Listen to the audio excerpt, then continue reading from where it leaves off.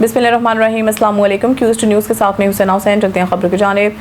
सक्कर से खबर शामिल करते हैं। हमायूं नुमाइंदे रहमतुल्लाह की रिपोर्ट के मुताबिक सक्कर में बच्चल शाह मियानी के रिहायशी खातून का बेटों समेत एहतजाज, इंसाफ का मुतालबा। सक्कर में बच्चल शाह मियानी के रिहायशी बुजुर्ग लाल खातून चौहान ने अपने बेटों के हमरा सक्कर नेशनल प्रेस क्लब के सामने एहतजाजी मुजाहरा किया। इस मौके पर लाल खातून चौहान ने इल्ज़ाम आयद करते हुए कहा कि मुलज़मान सिटोन एहसास और इमरान चौहान ने 3 दिन कबल हमला करके इनके बेटे खान बहादुर को तशद्दुद का निशाना बनाया और शदीद जख्मी कर दिया। उन्होंने बताया कि वाक़े के बाद एयरपोर्ट थाने में मुलज़मान के खिलाफ रिपोर्ट दर्ज कराई गई और जख्मी के इलाज के लिए लेटर भी हासिल किया, मगर पुलिस मुलज़मान की गिरफ्तारी के लिए कोई कार्रवाई नहीं कर रही।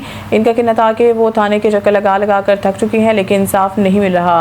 लाल खातून ने मज़ीद कहा कि मज़कूरा मुलज़मान ने कुछ अर्सा कबल इन पर भी तशद्दुद किया था और अब इनके बेटे को भी तशद्दुद का निशाना बनाकर नीम मुर्दा हालत कर दिया, जिसे 3 दिन तक सरकारी अस्पताल में ज़ेर इलाज रखा गया। मुजाहिरीन ने बताया कि मुलज़मान के साथ इनकी रिश्तेदारी भी रही है। उन्होंने अपनी बेटी की शादी वहाँ की थी, जिससे एक बच्चा भी हुआ। ताहम मियाँ बीवी के दरमियान नाचाकी के बायस अदालत के ज़रिए तलाक हो गई। बाद उन्होंने अपनी बेटी की दूसरी जगह शादी कर दी, जहाँ इसके 3 बच्चे हैं, मगर इसके बावजूद मुलज़मान इन्हें बार बार हरासा और तशद्दुद का निशाना बना रहे हैं। उन्होंने DIG सक्कर और SSP सक्कर से मुतालबा किया कि मुलज़मान को फौरी गिरफ्तार करके इन्हें तहफ़्फ़ुज़ फराहम किया जाए। पुलिस के ॾियूं था पैसा वठी खाई था वञनि, कुझु नथा कनि, वठी वरी उन्हनि खां पैसा वठी छॾे था ॾियनि, वरी वञी फरियाद। आसूफ कॉलोनी को कम ते वेंदो आहियां, जेकम बाद कमाईंदो आहे भाउ मुंहिंजो हिते कमाईंदो आहे, मोटियो पियो अचे, पोइ डंडो हयो तो भाउ मुंहिंजो किरी पियो आहे, 3 धक हया आहिनि। हिकिड़ी माई रस्ते वारी खणी गिली आई आहे अमरपुराड़ी थाने ते, मां बि न वियुमि, थाने ते वई आहे, फरियाद कराई अथसि।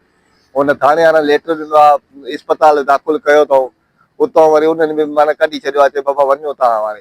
वरी माना चवनि पिया पुलिस वई आहे, हुनजे घर में कोई न हुयो। कल्ह मां हिकिड़ो बदिरायो वियो आहियां, इमरान नाले सां बदिरायो वियो आहियां। पुलिस वरी ॿधी माना शाम जो हुनखे छॾे ॾिनो। राति वियो आहियां मां थाने ते, मां चयो साहब हे माण्हू काॾे, चए न होॾे मोकिलिया, ॿिए थाने ते मोकिलिया, हिते जाइ न आहे भई माना रहण जी, ॿिए थाने ते मोकिले छॾियो। कम मोटा जो बि न आहे, मोर ते ॿ पुट, हिकु पीउ, हिकु पिस्टल खणा में डंडा आहिनि, ईअं पोयों अची डंडो हयां, मां किरी पिया, 2 ॼणा कुटदा रहिया आहिनि। चवनि पिया पुलिस काथे दरकार न ॾींदा, ॿिए जॻह मारे सघाए थो ॾे। अफाणी लो थियुमि, रतो कपिड़ा मां सॼा रतदा ॿुॾिया पिया। हिकु माई आई आहे, उहा खणी मां घारे पुॼायो अथनि, पोइ वरी इस्पताल विया, पोइ फरियाद कराई आहे। वरी हिकिड़े बदिरायो आहे, वरी 3,000 ॾिना आहिनि, वरी हुन को पैसा वठी साई हुनखे छॾे ॾियण, उहे घुमंदा फिरनि। असां वॾो माना उहे चवनि इहो जॾहिं करे जहिड़ो करे भॼी था वञनि।